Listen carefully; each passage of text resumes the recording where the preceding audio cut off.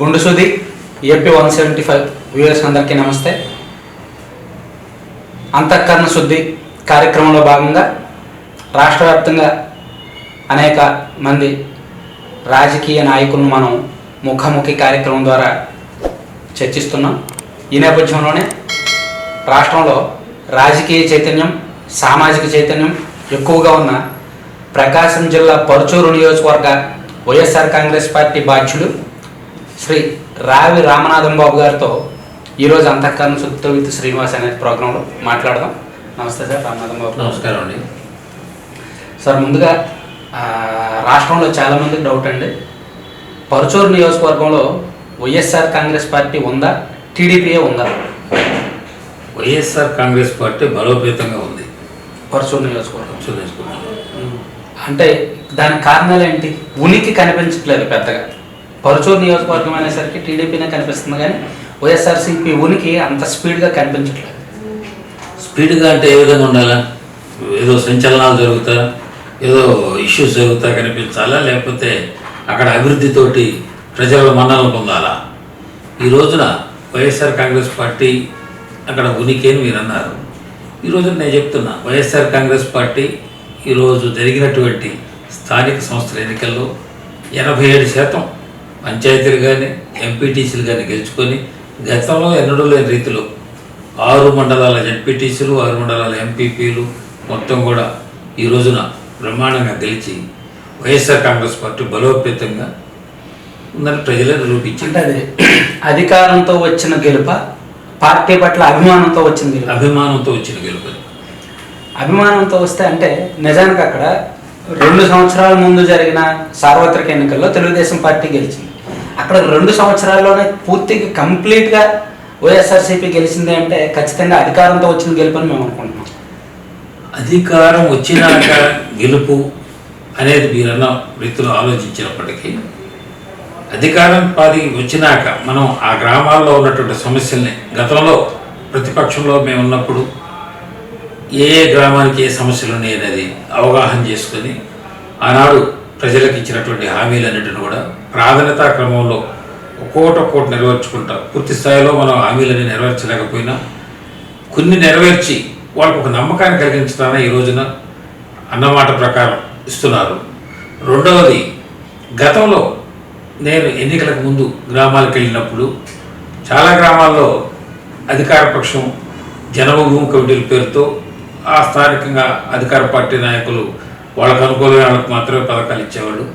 ఈరోజు వైఎస్ఆర్ కాంగ్రెస్ పార్టీ ప్రభుత్వం జగన్మోహన్ రెడ్డి గారి నాయకత్వంలో ప్రతి గ్రామంలో కూడా తెలుగుదేశం నాయకుడు ఎవరైనా సరే, ఆ ఇంటి మీద తెలుగుదేశం జెండా కట్టుకున్న నాయకుడికి కూడా ఈ రోజున ప్రభుత్వ సంక్షేమ పథకాలు అర్హతల ప్రతి ఒక్కరికి కూడా ఈ రోజున పథకాలు వస్తున్నాయి. ఈ రోజున ఎవరు కూడా ప్రభుత్వాన్ని ఆ కోణంలో సంక్షేమ పాలనలో మనం తెలుగుదేశం కాబట్టి మాకు ఈ పథకం అందట్లేదని విమర్శ లేదు. ఆ నమ్మకం ఉంది కాబట్టి ప్రజలు కూడా విశ్వాసంతో ఈ రోజున అధికార పార్టీ అభ్యర్థులకి మద్దతు ఇచ్చి గెలిపించారు. అంటే మీరు 100% అది అభిమానంతో వచ్చిన గెలుపని అంటారు? 100%.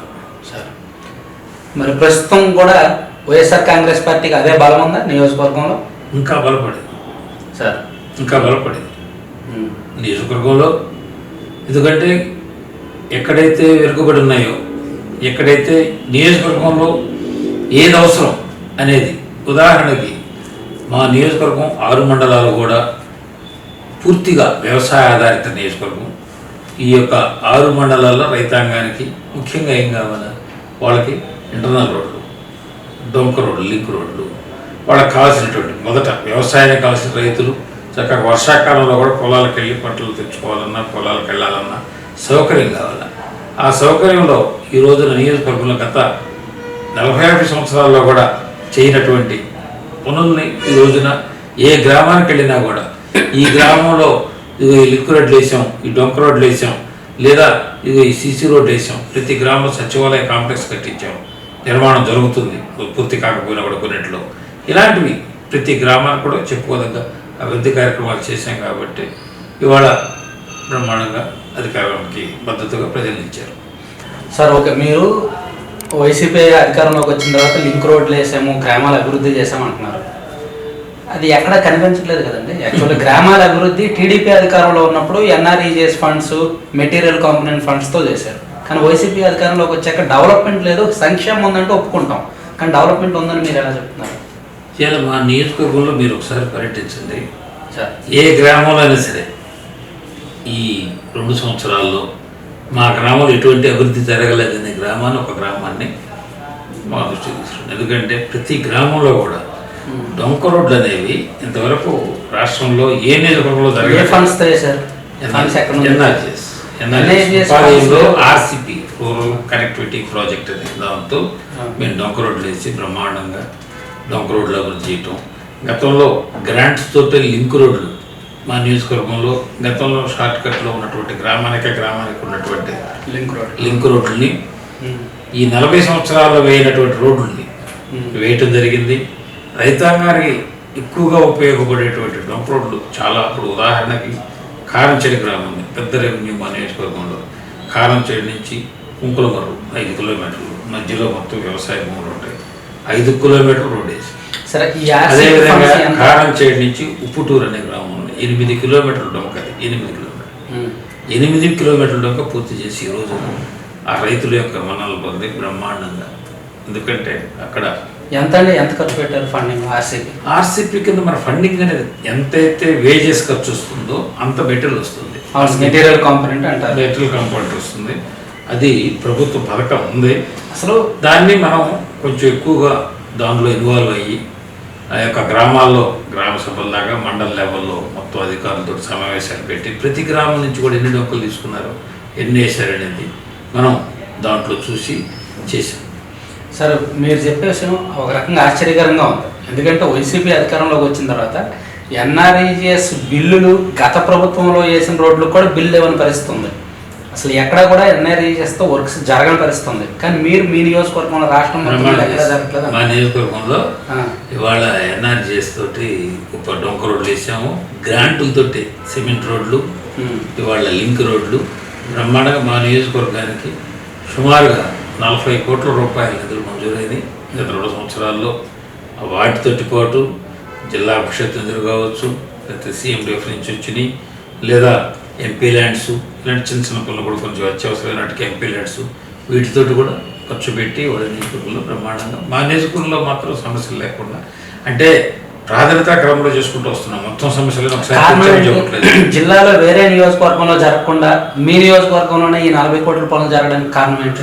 నియోజకవర్గంలో కేటాయించారు. ఇప్పుడు ప్రతి నియోజకవర్గానికి 20 కోట్ల రూపాయలు సీసీ వర్క్స్కి ఇచ్చారు, 10 కోట్ల రూపాయలు లింక్ రోడ్లకి ఇచ్చారు. ఇప్పుడు ఇచ్చారు. మాకు ఇవాళ నియోజకవర్గంలో జలజీవన్ మిషన్ కింద మా నియోజకవర్గ గ్రామాలకి జలజీవన్ మిషన్ కింద జగనన్న కాలనీలు కానీ సుమారుగా 64 కోట్ల రూపాయల నిధులు మంజూరైంది సార్. ఆల్రెడీ టెండర్లు కూడా కొంత ప్రాసెస్ నడుస్తుంది. 20 crores దాకా టెండర్స్ క్లియర్ చేస్తున్నారు.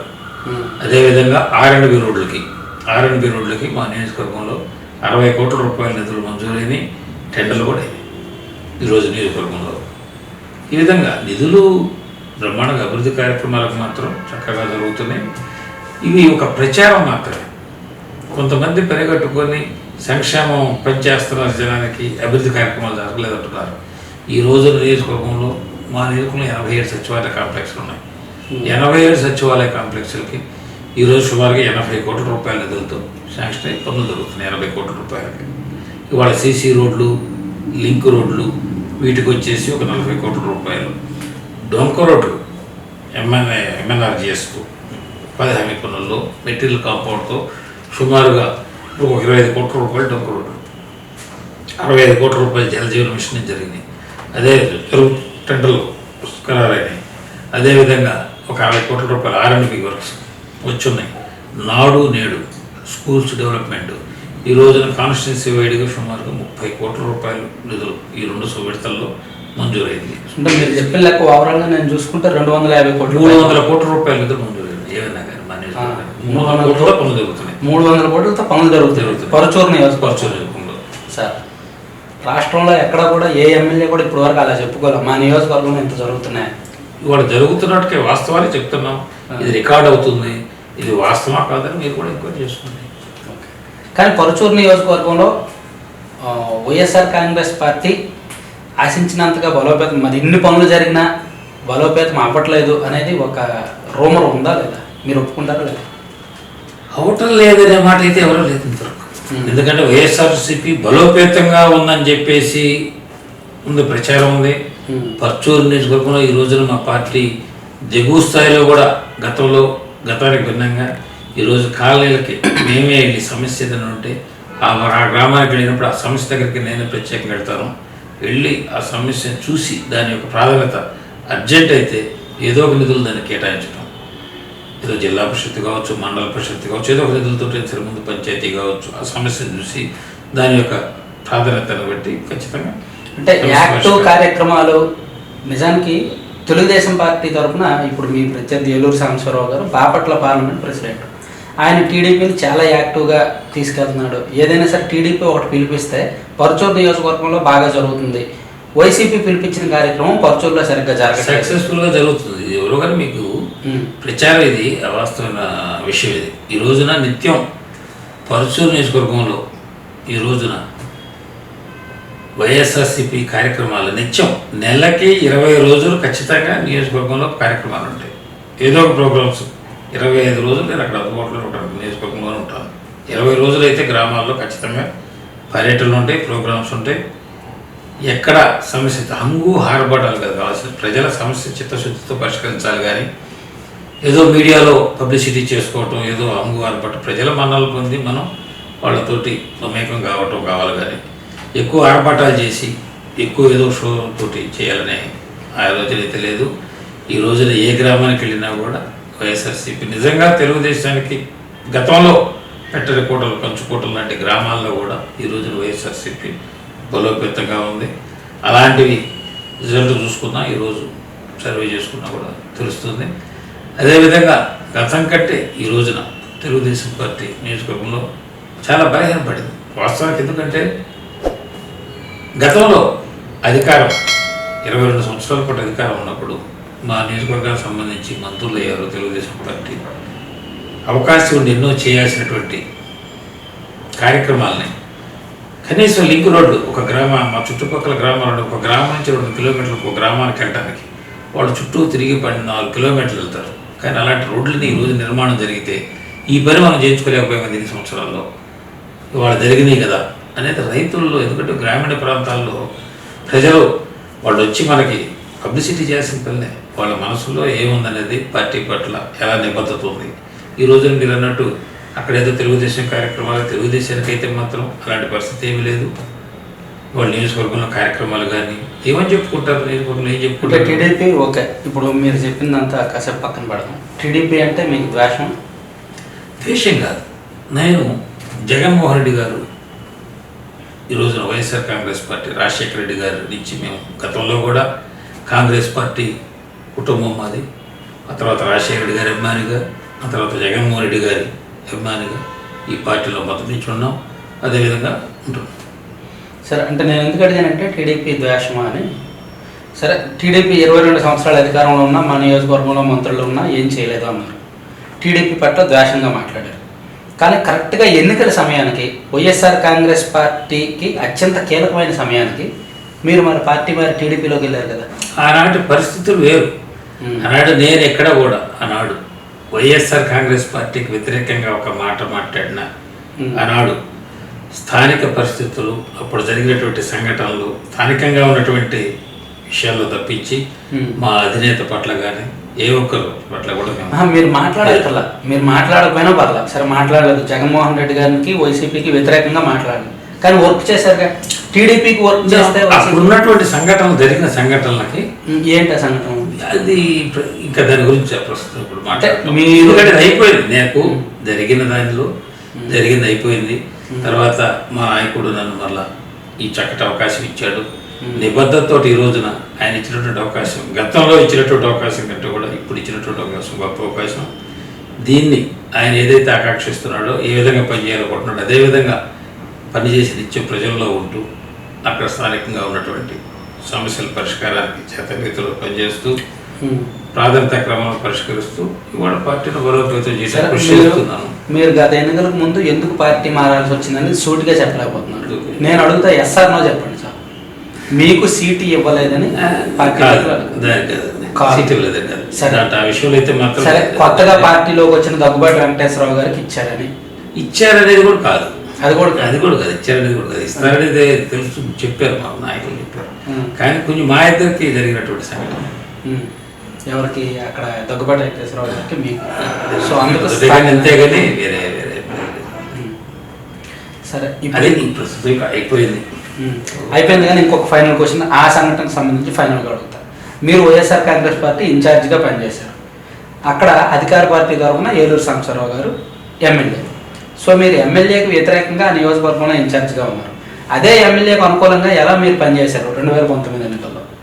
ఎందుకు ప్రచారం చేశారు? ఆయనతో పాటు ఇప్పుడు గతంలో జరిగిన ఆ సంఘటనలు మాస్టర్ జరిగింది, అది అయిపోయింది. దాని గురించి ఎందుకంటే నేను నిబద్ధతతో ఉన్నాను కాబట్టి ఆ రోజున పార్టీ పట్ల నిబద్ధతతో, తర్వాత నా మనసు ఏదో నాకు జరిగిందేదో ఆ రోజున అధినేత గుర్తించి మళ్ళా గొప్ప మనసుతో నన్ను ఆయన మన్నించి, జరిగిందాన్ని మన్నించి మళ్ళా ఈ యొక్క అవకాశం ఇచ్చాడు. కాబట్టి ఇవాళ నేను ఖచ్చితంగా, ఎందుకంటే ఆ రోజున అవకాశం ఇవ్వటం అనేది కాదు, ఆ రోజు జరిగిన సంఘటనగా జరిగింది. తర్వాత ఆయన ఇచ్చినటువంటి దానికి కృతజ్ఞత ఖచ్చితంగా ఎప్పుడూ రుణపడి ఉంటాను నేను. సార్, దీనికి రిలేటెడ్ ఇంకో ఫైనల్ క్వశ్చన్ అడుగుతా. వచ్చే ఎన్నికల్లో కూడా ఇదే సిచ్యువేషన్ జరిగితే సీటు విషయంలో ఇంకా ఎన్ని ఊహాజనితమైన ప్రశ్నలకి ఇప్పుడు మాట్లాడే పరిస్థితి నేను మాట్లాడను. ఎందుకంటే ఈ రోజున ఆయన ఆదేశించాడు, ఆదేశం ప్రకారం పనిచేస్తున్నాను. నిజానికి ఒకటి మిరాకిల్, ఎన్నికల సమయంలో మీరు పార్టీలో లేకపోయినా మళ్ళీ పార్టీలోకి వస్తే జగన్మోహన్ రెడ్డి గారు సాధారణంగా ఆహ్వానించి మీకు పదవి DCMS చైర్మన్గా ఇచ్చారు. రెండోసారి కూడా మీ వైఫ్ని కొనసాగించారు. సో అదే ఒక రకంగా పార్టీకి మీ మీద ఉన్న నమ్మకం, మీకు పార్టీ మీద ఉన్న నమ్మకం అనుకోవాలి. సో దాన్ని మళ్ళీ వచ్చే ఎన్నికల్లో నిలబెట్టే అవకాశం ఉందా లేదా? అటు పార్టీ కానీ మీరు కానీ. 100%. ఎందుకంటే జగన్మోహన్ రెడ్డి గారు, నేను ఏ విషయంలో కూడా దాకా జరిగిన సంఘటనలో కూడా వారి పాత్ర లేదు. జగన్మోహన్ రెడ్డి గారి గురించి కానీ, జగన్మోహన్ రెడ్డి గారు నన్ను ఏదన్నా కానీ అలాంటిది కూడా ఏం లేదు. వారి యొక్క మాటను ఎప్పుడు కూడా గౌరవిస్తాను, దాంట్లో ఏం లేదు. ఆ రోజు ఏదో కొన్ని సంఘటనలు జరిగినాయి, అయిపోయినాయి కాబట్టి దాని గురించి వదిలేస్తాను.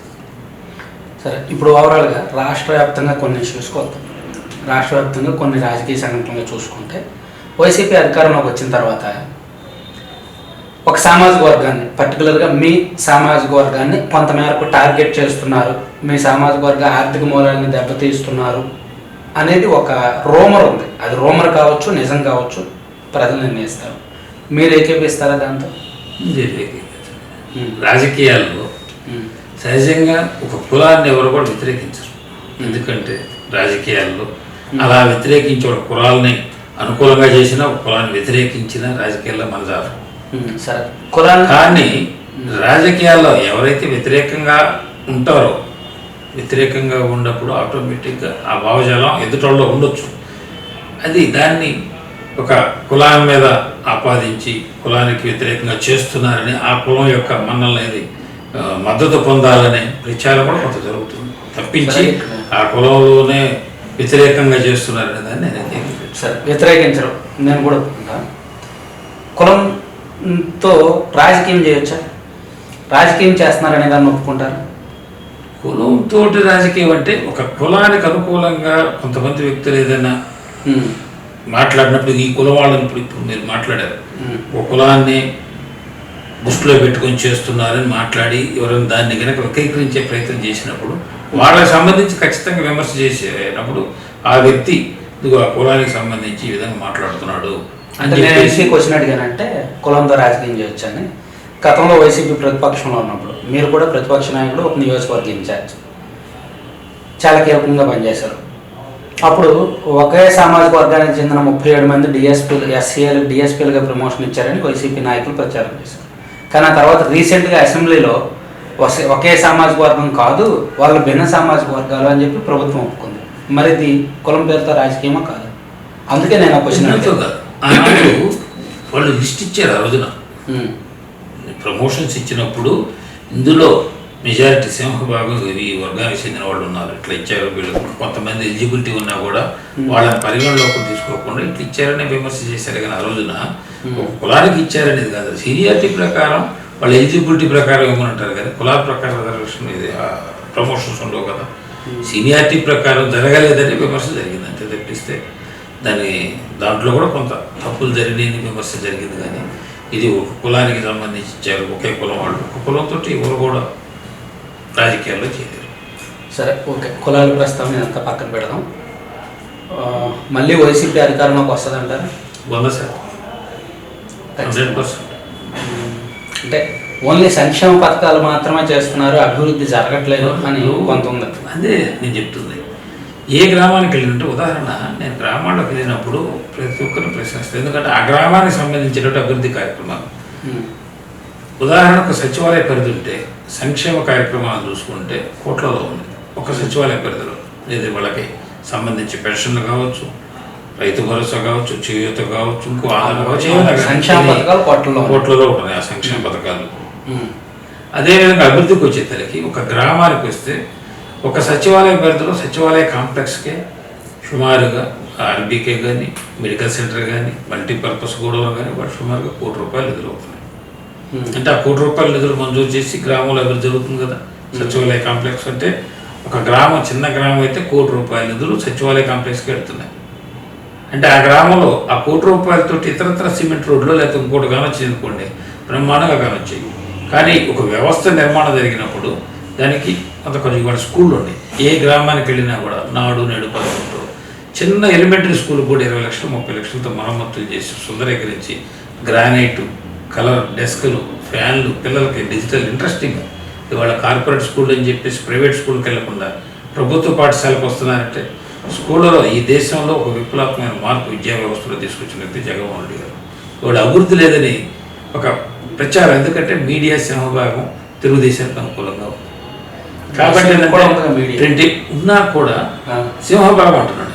మెజారిటీ వాళ్ళ పేపర్లు ఉంటే పేపర్లు కావచ్చు, టీవీలు కావచ్చు, అదే పని నిత్యం విమర్శలతోటి అవాస్తవాలు వాస్తవాలుగా చిత్రీకరించడం. నిజంగా వాస్తవం అయితే ప్రజలు మళ్ళీ దాన్ని కట్టుబడి ఉండరు. ఈ రోజున ఒక ఆంధ్రజ్యోతిలో ఒక న్యూస్ వస్తుంది, విచిత్రంగా రాస్తారు వాళ్ళ వార్తల్లో చూస్తే అంతా అప్పులమయమైపోయినట్టు. రాష్ట్రం అంతా వాళ్ళు ఢిల్లీ వాళ్ళు వచ్చి నిలయపోతున్నారు, రాష్ట్రం రేపు రాబోతున్నారు, రేపు ఆగిపోతున్నారు రాస్తారు. ఇంతవరకు వాళ్ళు గత 2.5 సంవత్సరాల నుంచి రాస్తూనే ఉన్నారు, నిత్యం జరిగిపోతూనే ఉన్నాయి, ఎటువంటి ఇబ్బందులు లేకుండా బ్రహ్మాండంగా. గతంలో టీడీపీ అధికారంలో ఉన్నప్పుడు సాక్షి అలాగే రాశాడు అన్ని విషయాల్లో. సో ఇప్పుడు ఆంధ్రజ్యోతి ఎవరి పాత్ర పోషిస్తున్నాడు. ఇప్పుడు వాళ్ళు వ్యతిరేకంగా ఏమీ జరగట్లేదు. అప్పుడు గతంలో రాశారు కదా, తెలుగుదేశం హయాంలో ఎంఓయూలని ఇన్ని కోట్లు వైజాగ్ వేదికగా ఇన్ని జరిగినాయి అని చెప్పి చూపించారు. ఎక్కడండి ఏమి?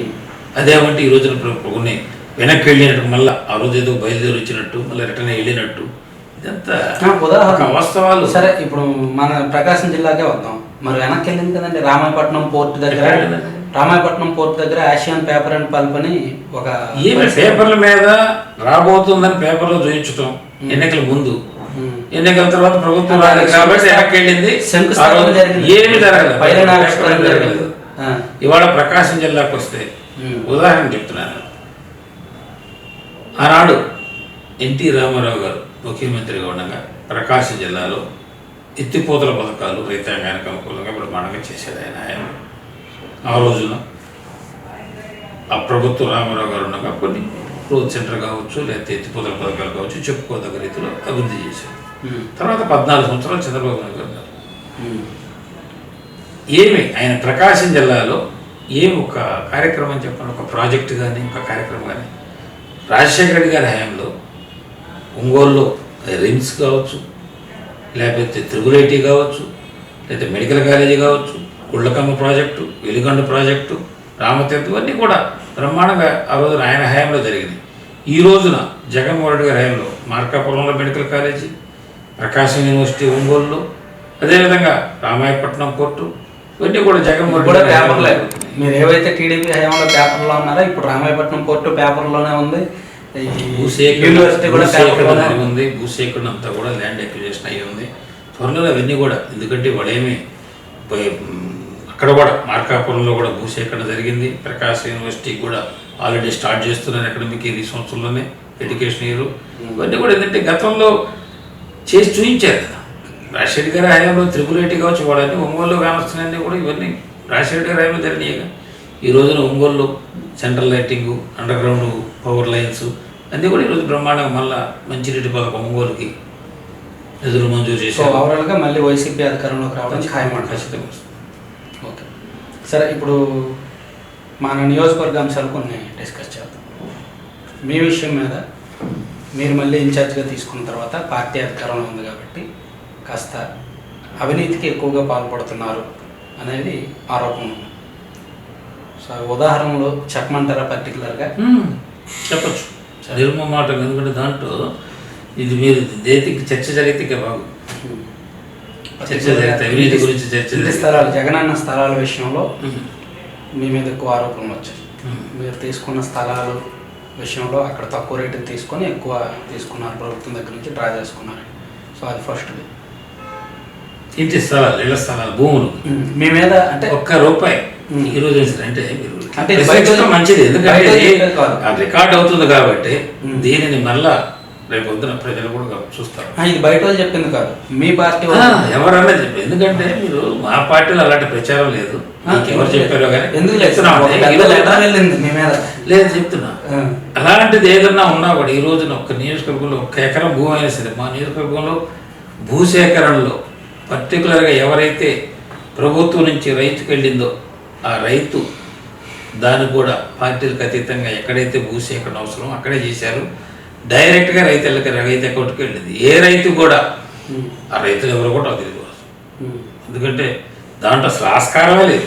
ఇది అంతా కూడా ఒక ఇంతవరకు నేను వెళ్ళలేదు, ఫస్ట్ టైం వింటున్నా. మీరు క్వశ్చన్ చేస్తున్నారు. ఇంతవరకు ఎవరు కూడా అంటే నేను మాకు చక్కగా మా నియోజకవర్గంలో అవినీతి రహితంగా పారదర్శకంగా చక్కగా జరిగింది. అంటే ఇది ఎలా వచ్చిందో నేను చెప్తాను. అవసరమైతే ఆ లెటర్ మీకు మీ మీద ఉన్న ఆరోపణలు ఫిర్యాదులతో ఒక పెద్ద లెటర్ సీఎం ఆఫీస్కి, ఇంటెలిజెన్స్ ఆఫీస్కి, మొత్తం అందరికీ కూడా వెళ్ళింది. సో బహుశా వాళ్ళు కూడా మీ దగ్గర వచ్చే ఉంటుంది. ఎవరైనా పంపించుంటే అది కూడా దాని మీద ఎంక్వైరీ చేస్తారు. ఖచ్చితంగా 100% ఎంక్వైరీ జరుపుకొని అలాంటిది కనుక ఉంటే ఖచ్చితంగా దానికి పోతుంది. ఇది ఒక్కటే కాదు, రేషన్ బియ్యంలో అస్సలు రేషన్ బియ్యంలో కమిషన్ తీసుకుంటున్నారు, ప్రశ్నే లేదు అసలు. మా నియోజకవర్గంలో ఇంతవరకు అలాంటిది ఏ విషయాల్లో కూడా ఎవరు కూడా మన ఇంతవరకు ఈ రోజు వరకు ఏ మీడియా వాడైనా సరే ఇంతవరకు మీ జిల్లాలో అధికారులు కానీ కమిషన్లు తీసుకుంటున్నారని ప్రశ్నే లేదు. జీవితం మనకు ఆ చరిత్ర లేదు. సరే, మీరు చరిత్ర లేదా అంటున్నారు. నేను కొన్ని ఉదాహరణలు చెప్తాను.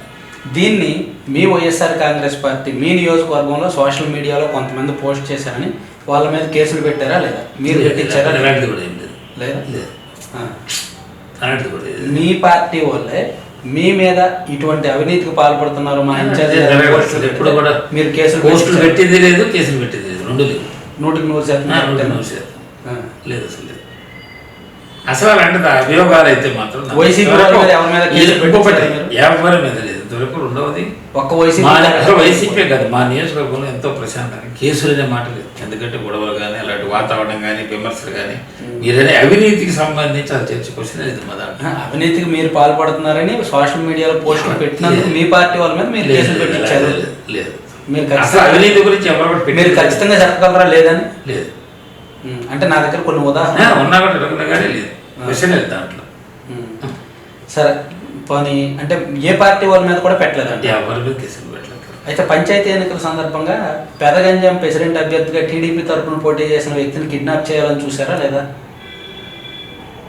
స్థానికంగా అప్పుడు ఏదో లోకల్లో జరిగిందనేది వార్తే కానీ దాంట్లో మరి ఎవరిని కేసు పెట్టలేదన్నారు, అతని మీద కేసు పెట్టారా? ఎవరి మీద?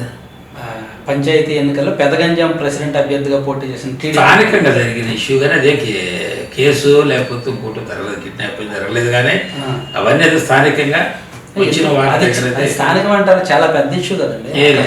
టీడీపీ ఎమ్మెల్యేనే పోలీస్ స్టేషన్ నాగరూపలపాడు పోలీస్ స్టేషన్కి వెళ్ళి రాత్రి 12:30 వరకు అక్కడ కూర్చొని గొడవ చేసింది కదా. స్థానికంగా చెప్తున్నా కదా, అది అదే స్థానికంగా జరిగినటువంటి ఘర్షణ. అదే లోకల్లో వివాదం చేసుకుంటే దాన్ని కొంచెం హైలైట్ చేశారు వీళ్ళు. ఎంత తెప్పిస్తే అది ఈ రోజైనా ఉంటుంది రికార్డు, ఆన్ రికార్డు ఉంటుంది కదా. అంతేగాని ఆన్ రికార్డు ఉంది. ఇది కూడా మా దాంట్లో అలాంటి మీరు పెట్టించిన కేసులు కూడా ఆన్ రికార్డే ఉంది. నేను అంటుంది కేసులు అనేది మా దాంట్లో మా నియోజకవర్గంలో వాళ్ళు ఎవరు కూడా అలాంటి అవినీతి ఒకటి, ఈ ఘర్షణ వాతావరణం ఒకటి, ఈ రెండు అనేది ఎంత క్వశ్చన్ లేదు మా నియోజకవర్గంలో. దాని గురించి ఎక్కడ కూడా ట్రాన్స్పరెంట్గా ఈరోజు నియోజకవర్గంలో బ్రహ్మాండంగా జరుగుతుంది. దాని గురించి ఏదంటే సహజంగా మీరు ప్రశ్నించాల్సింది ఉంటుంది. ఇలాంటి ఎవరో ఒకరు ఏదో లేదు, నేను ఇంత పర్టికులర్గా ఎలా చెప్తున్నానంటే యాక్చువల్ ఉదాహరణలు ఉన్నాయి. నేను ఉదాహరణలు కూడా తీసి అవసరమైతే మళ్ళీ మనం కూర్చుందాం ఆ ఉదాహరణ తప్పకుండా. ఎందుకంటే నేను కూడా నాకు వారానికి ఒక ఫిర్యాదు వస్తుంది, మీకు సంబంధించి ఫలానా వ్యక్తి మీద ఈరోజు కేసు నమోదైంది రామనాథం బాబు గారు. ఇదే సందర్భంలో నేను ఇంకోటి కూడా అడుగుతాను, ఒక పోలీస్ ఎస్ఐని మీరు ఫోన్ చేసి బెదిరించారు కదా? బెదిరించడం కాదు జరిగింది. అది వాయిస్ రికార్డ్ టీవీలో వచ్చింది. అది టీవీలో ఏమొచ్చింది వాయిస్ రికార్డు. భార్యాభర్తలు హాస్పిటల్ చెకప్కి వచ్చారు. అదే టైంలో ఎవరు వచ్చినా కూడా వెహికల్స్ తీసుకుంటున్నారు పోలీసు వాళ్ళు. వాళ్ళు కరోనా చెకప్కి వచ్చిన వాళ్ళు వెహికల్ భార్యాభర్తలు మోటార్ సైకిల్ ఆడాకి తీసుకున్నప్పుడు ఆ అధికారికి ఫోన్ చేసినప్పుడు వాళ్ళు ఏదైతే పై అధికారులు ఆదేశించారు సార్, వాళ్ళకి చెప్పడు సార్ అని చెప్పడం జరిగింది. దాని మీద అతను కోప్పడ్డాను. మళ్ళీ అదే అధికారి ఇప్పటివరకు ఉన్నాడు. జరిగింది ఎప్పుడు ఇది సంవత్సరం క్రితం. అలాంటి ఉద్దేశం నెగిటివ్ థింకింగ్ ఉంటే ఉన్నాడు కదా. ఇప్పుడు మొన్నటి వరకు ఉన్నాడు. అతను పీరియడ్ అయిపోయినాకే ట్రాన్స్ఫర్ వెళ్ళాడే కానీ ఎక్కడ కూడా అతనితో అంటే ఆ రోజున కోపపడి మాట వస్తుంది. ఎందుకంటే భార్యాభర్తల్ని దించి మోటార్ సైకిల్ వాడు ఆ రోజు వెహికల్స్ వాళ్ళు పక్కన ఎవరో తెలిసినాడు ఫోన్ చేసి ఈ విధంగా ఆపుతున్నారు పాప ఇట్లా భార్యాభర్తలు ఫోన్ చేసి కోప్పడ్డ ఇట్లా భార్యాభర్తలు. ఇదే సందర్భంలో ఇంకొక ఆరోపణ ఇంకో మర్చిపోవడం ఉంది. పోలీస్ స్టేషన్ నుంచి మీ కమిషన్లు నెలవారీ ఇవ్వలేక ఒక సిఐ ట్రాన్స్ఫర్ పెట్టించుకొని వెళ్ళిపోయారు. నేను ఒక పోలీసుని కాదు, మీరు చాలా విచిత్రమైన క్వశ్చన్స్ చేశారు. ఏంటంటే ఒకటి భూములు అన్నారు, ల్యాండ్ పర్చేజ్. అవును. 2 రేషన్ అన్నారు.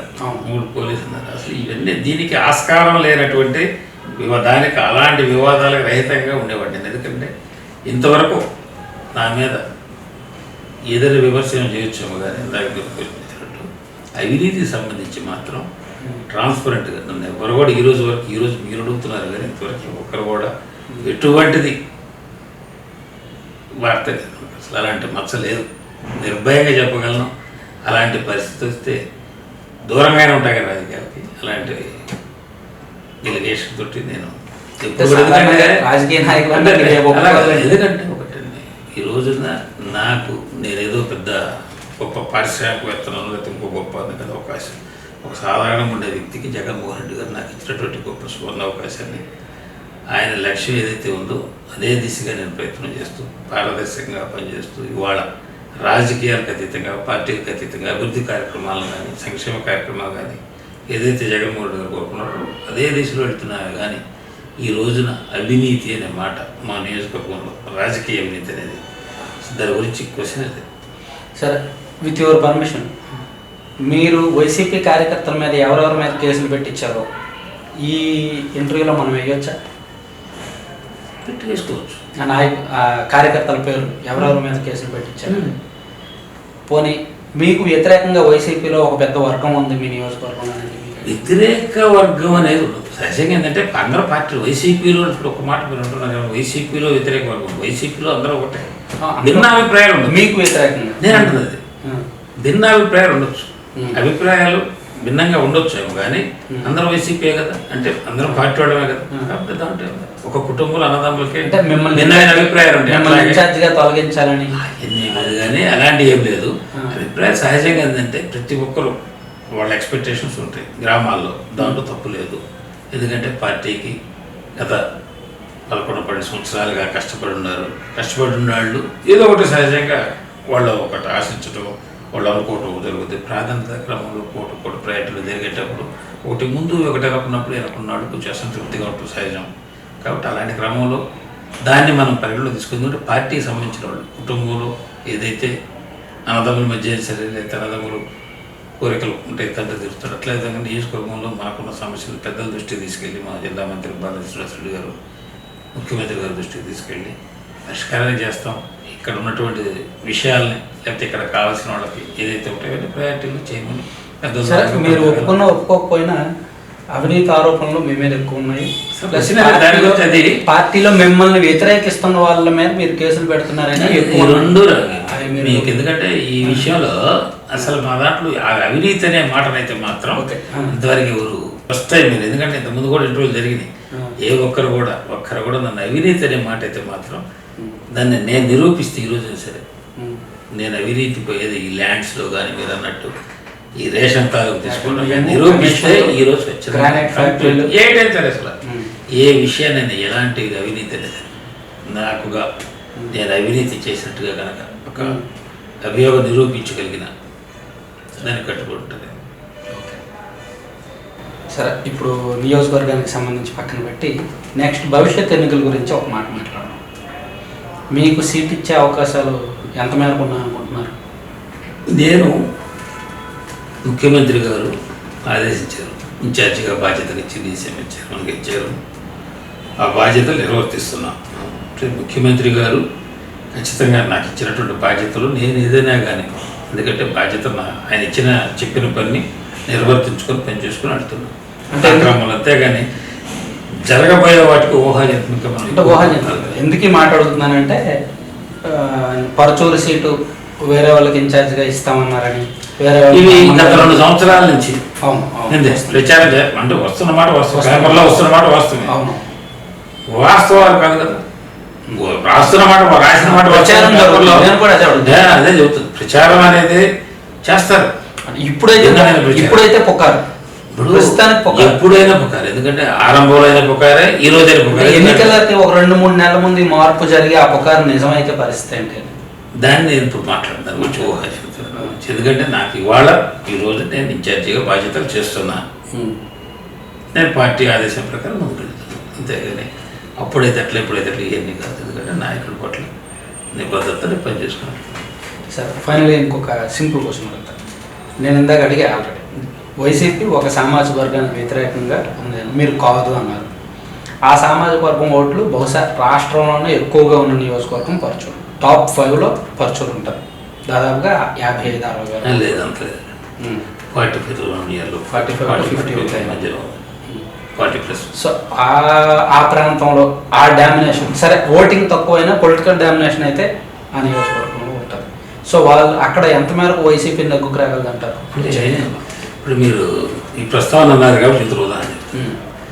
గతంలో ఈ నియోజకవర్గం తెలుగుదేశం పార్టీ వచ్చినాక ఈ 40 సంవత్సరాలు తెలుగుదేశం పార్టీ వచ్చి మనం 40 సంవత్సరాలు, ఈ 40 సంవత్సరాల్లో కాంగ్రెస్ పార్టీ 2 సార్లు, వైసీపీ కాంగ్రెస్ పార్టీ వచ్చేసి 4 సార్లు కాంగ్రెస్ పార్టీ గెలవడం జరిగింది.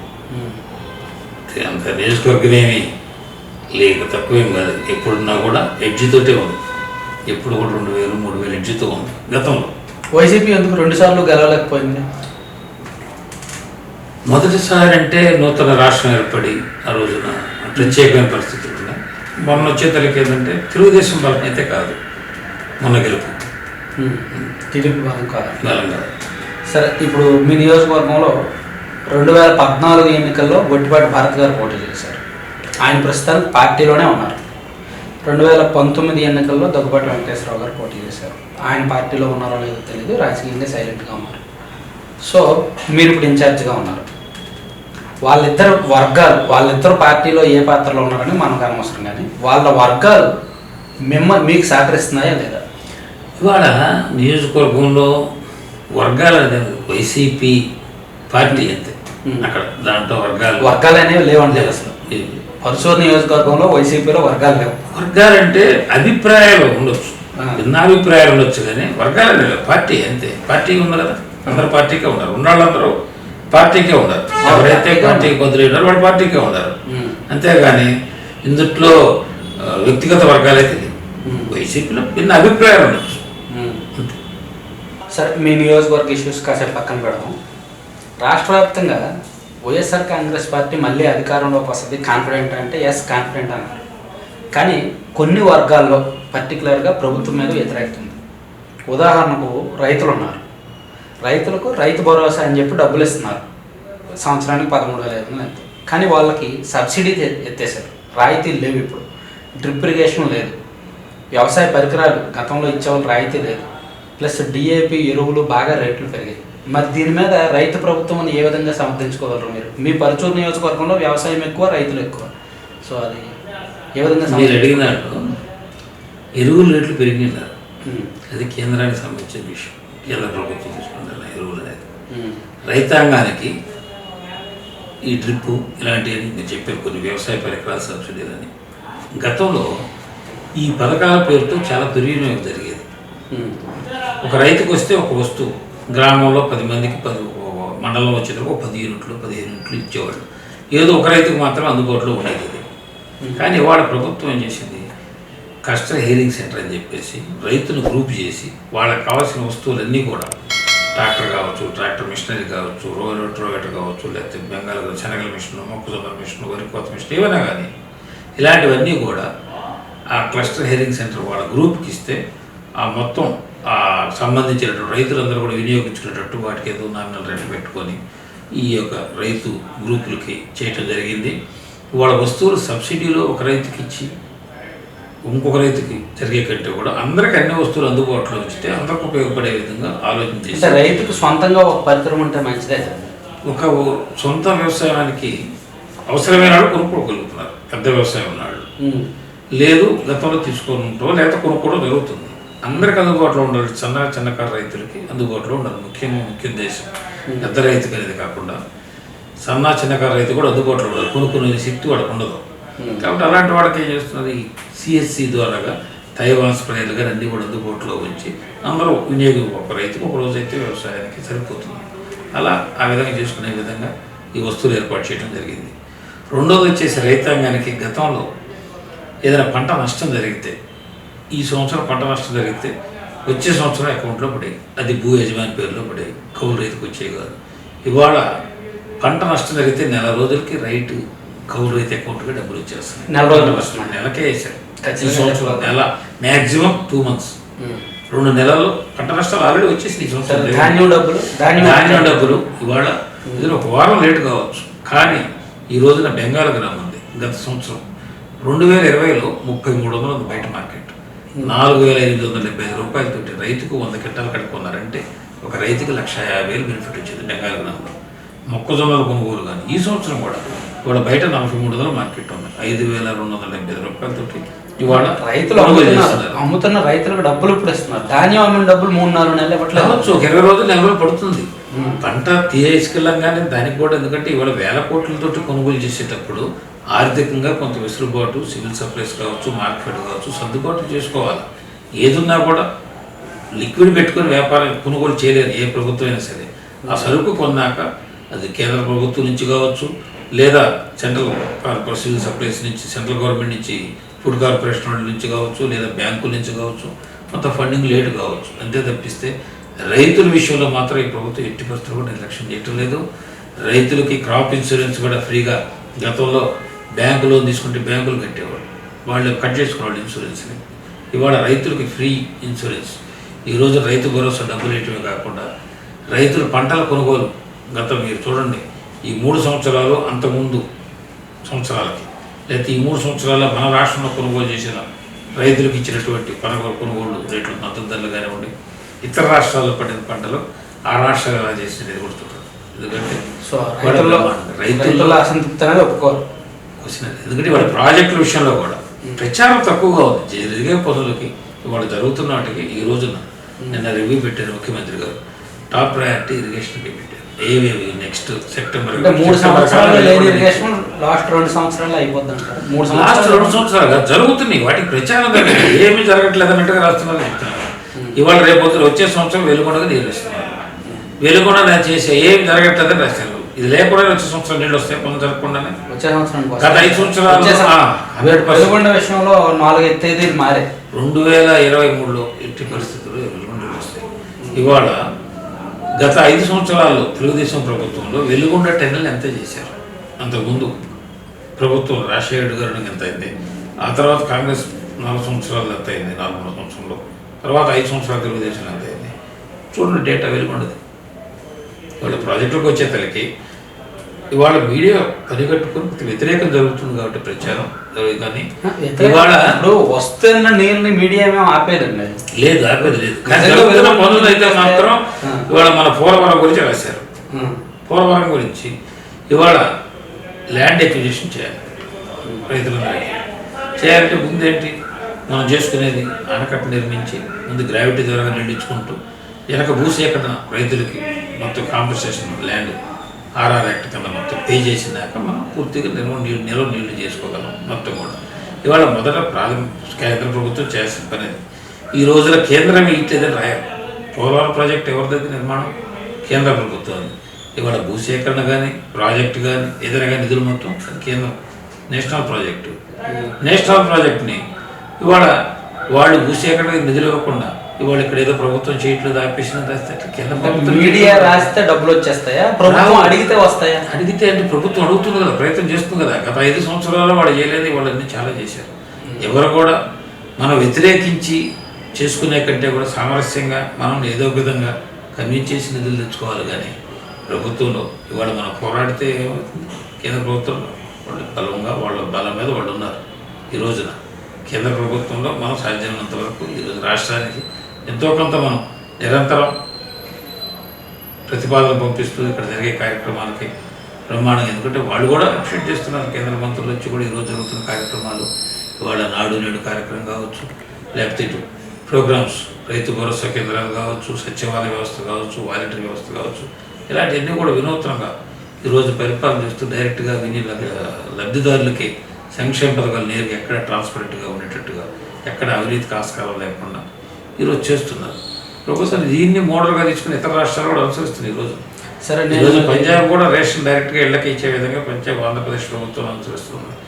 ఈరోజు లిటరసీకి వచ్చేసరికి కేరళ నిలుస్తుంది రాబోయే 10 సంవత్సరాల మన రాష్ట్రం. ఇవాళ మన రాష్ట్రంలో అమ్మఒడి పథకం పెట్టి ప్రోత్సాహంగా ప్రతి ఒక్కరి పిల్లలు చదవాలంటే గతంలో ఎలా ఉండేది ఇవాళ ఎలా ఉంది. రాజశేఖర రెడ్డి గారి హయాంలో ఫీజు రియంబర్స్మెంట్ పెట్టినాక కుటుంబాల్లో ఎలా మార్పు ఇవాళ చిన్నకారు కుటుంబాల్లో ఆ యొక్క పథకంతో ప్రతి ఒక్క పిల్లలు కూడా చదువుకొని ఈరోజు ఉన్నతమైన స్థానాల్లో ఉండి కుటుంబాన్ని ఉన్నతమైన స్థానాన్ని తీసుకెళ్లే దిశలో ఉన్నారు. వాళ్ళు జగన్మోహన్ గారు ఇచ్చిన కొంచెం ఎందుకంటే ఈ రోజున ఎల్కేజీ నుంచి ఈరోజు చక్కటి విద్య అందే విధంగా ఆ విద్య తల్లిదండ్రులు ప్రోత్సహించడానికి తల్లికి అమ్మఒడి పథకం పెట్టడం, ఈరోజు రాష్ట్రంలోనే మన స్కూళ్ళు కూడా మోడరైజేషన్ చేయటం, ఇవన్నీ చేసి మోడల్గా ఉంది స్టేట్. మీ నియోజకవర్గంలో ఎంత మేరకు ఉంది అమ్మఒడి కానీ స్కూల్స్ మోడరైజేషన్? ముఖ్యంగా నాడు 30 కోట్ల దాకా 30 కోట్లు చేశారు. ఎన్ని స్కూల్స్ చేశారండి? సుమారుగా మొత్తం మీద వాళ్ళ నియోజకవర్గానికి వచ్చేసరికి 2 విడతల్లో వచ్చేసరికి ఒక 100 స్కూల్ దాకా ఉంటాయండి. 100 స్కూల్ చేంజ్ కనిపిస్తుందా? చాలా స్ట్రెంగ్త్ పెరిగింది. మళ్ళీ ఇంకా వ్యవస్థ కూడా ఇవాళ మా నియోజకవర్గంలో 6 మండలాలకు 12 జూనియర్ కాలేజీలు కూడా +1 +2 హై స్కూల్ అప్గ్రేడ్ చేశారు. అది కూడా జరిగింది. 12 జరిగినాయి కూడా. అదొక మార్పు మా నియోజకవర్గానికి డివిజన్ పరంగా. గతంలో మా నియోజకవర్గంలో కనీసం ఒక డిగ్రీ కాలేజీ లేదు ప్రభుత్వం, ఒక ఇంజనీరింగ్ కాలేజీ కానీ డిగ్రీ కాలేజీ కానీ ఎటువంటిది లేదు. చాలా వెనుకబడి నియోజకవర్గం అది. మీరు అన్నారు ఇందాక ఉదయం స్టార్టింగ్లో ఆరంభంలో ప్రశ్న, చైతన్యవంతమైన నియోజకవర్గం. చైతన్యం లేదు, ఎందుకంటే చైతన్యం అంటే అభివృద్ధి జరిగి ఉండేది. అభివృద్ధిలో అంటే అభివృద్ధి ఆగిపోతుంది. చైతన్యం ఎక్కువ ఉంటే అభివృద్ధి ఆగిపోతుంది. మా నియోజకవర్గంలో ఒక ఎడ్యుకేషన్ కానీ ఇవాళ మా ముందున్న లక్ష్యాలు వాళ్ళ ఇంకోళ్ళు ఉంది. ఫ్యాబ్రికేషన్ వర్క్ మోడల్గా మా కాడ అగ్రికల్చర్ ఎక్విప్మెంట్స్ తయారు చేస్తారు. లాస్ట్ క్వశ్చన్ అదే, రాబోయే 2 సంవత్సరాలు మీ ప్లానింగ్ ఏంటి మీ నియోజకవర్గానికి సంబంధించి? మా నియోజకవర్గంలో మేము లక్ష్యంగా పెట్టుకుంది, ప్రతిపాదన కూడా ఇచ్చింది. పర్చూరు మండలానికి వచ్చి ముఖ్యంగా మంచినీరు కూడా కొన్ని గ్రామాలకు లేవు పథకాలు, వర్షాధారం మీద ఉన్నాయి. అలాంటి వాటికి ఆ గ్రామాలకు మొత్తం కూడా గుంటూరు ఛానల్ పర్చూరు దాకా ఎక్స్టెండ్ చేసి ప్రతి గ్రామానికి సాగునీరు త్రాగునీరు అందించాలనే లక్ష్యం. రెండవది వచ్చేసి ఇంకొల్లు పట్టణం పెరుగుతుంది జనాభా, అక్కడ మంచినీటి చెరువు చిన్నగా ఉంది, అక్కడ మంచినీటి సమస్య ఇంకొల్లుకి. కొమ్మూరు కాలం నుంచి అంటే కృష్ణా జలాల్ని ఇంకొల్లు పట్టణాన్ని తరలించడానికి ప్రతిపాదన చేసి అది సాధించాలి రాబోయే 2 సంవత్సరాల్లో. అదేవిధంగా మరీ ముఖ్యమైనది ఇంకొల్లో ఆటో నగర్. ఇది ఎన్నో సంవత్సరాల యొక్క ఆకాంక్ష మైనార్టీ సోదరులకి, అక్కడ ఫ్యాబ్రికేషన్ వర్క్ చేసేటువంటి వాళ్ళందరూ కూడా దాన్ని రాబోయే 2 సంవత్సరాల్లో మళ్ళా ఎన్నికల నాటికి దాన్ని సాధించి ఇంకోళ్ళు సెంటర్ కూడా ఏమైనా ప్రక్షాళన చేయకూడదు. ఇంకోళ్ళు సెంటర్ బాగా ఇరుకైపోయి లాస్ట్ మంత్ అయింది. పచ్చూరు కూడా అవన్నీ రోడ్లు వేస్తున్నారండి. అవన్నీ ప్రభుత్వమే R&B వాళ్ళే తీసుకుని చేస్తున్నారు. R&Bతో పాటు స్థానికంగా ప్రజలు కూడా సహకరించాలి, ఆక్రమణ తీయాలంటే. అది మీలాంటి వాళ్ళు ముందు చేస్తే కొంత చిన్నకారు షాపుల వాళ్ళు ఉన్నారు, కొంచెం పాపం వాళ్ళు ఇబ్బంది పడుతున్నారు. పచ్చూరులో కొంత సమయం అడిగారు, ఎందుకంటే వాళ్ళందరూ నిజంగా అది కనుక తీస్తే ఇప్పటికప్పుడు తీస్తే ఏంటంటే కుటుంబాలు రోడ్డు పడతాయి. కాబట్టి వాళ్ళకి అవకాశం ఇచ్చి కొంత సమయం అడిగారు. ఆ సమయం తప్పనిసరిగా ప్రభుత్వాలు కూడా మేము కూడా అధికారులు అడిగి కొంచెం సమయం ఇవ్వాలి మేము కూడా రిక్వెస్ట్ చేసి, ఎందుకంటే వాళ్ళందరూ ఇబ్బంది పడకుండా ఉండడానికి సౌకర్యంతో పాటు ఇంకొకటి ఇబ్బంది జరగకూడదు. 10 మందికి మంచి జరగాలని కోరుకోవాలి, కానీ నష్టం జరగాలని కోరుకోవాలి. కాబట్టి వాళ్ళకి మళ్ళీ నష్టం లేకుండా వాళ్ళ ఆల్టర్నేటివ్ ఏర్పాటు చేసుకోవాలి. సమయం ఇస్తే బాగుంటుంది ఉద్దేశంతో సమయం. ఓకే సార్, నమస్తే, ధన్యవాదాలు. మీ అమూల్యమైన సమయాన్ని ఇచ్చి మీ ప్రణాళికలు వివరించారు, మీరు చేసిన అభివృద్ధిని వివరించారు, అలాగే మీ మీద వచ్చిన అనేక సందేహాలను కూడా నివృత్తి చేశారు. Thank you very much. Thank you అండి, థ్యాంక్ యూ.